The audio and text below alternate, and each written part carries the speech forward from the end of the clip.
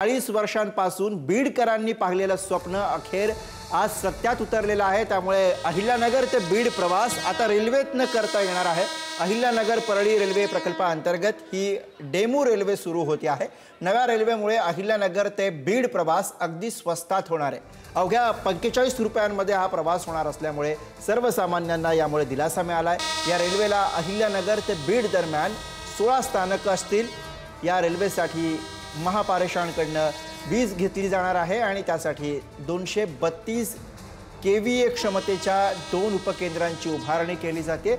याचं काम अंतिम टप्प्यामध्ये आहे। हे काम पूर्ण होईपर्यंत रेल्वे डिझेलवरच धावेल, त्यामुळे वेग काहीसा कमी राहणार असून विद्युतीकरण पूर्ण झाल्यानंतर या रेल्वेचा प्रवास आता सुसाट होईल। मुंडे साहेबांनी त्यावेळी त्यांचे मित्र असणारे आणि राज्याचे नेता असणारे जेव्हा मुख्यमंत्री विलासरावजी देशमुख होते तेव्हा त्यांना सांगितलं की आपण दोघेही मराठवाड्यातले आहोत आणि मराठवाड्याच्या विकासासाठी, बीड जिल्ह्याचा मागासलेला जिल्ह्याच्या विकासासाठी आपण जर निर्णय केला की राज्य शासनाने पैसे दिले अर्धे आणि केंद्र शासनाने, तर हा रेल्वे मार्ग पूर्ण होईल। आणि तेव्हा त्यांनी त्याला तत्वता मान्यता दिली।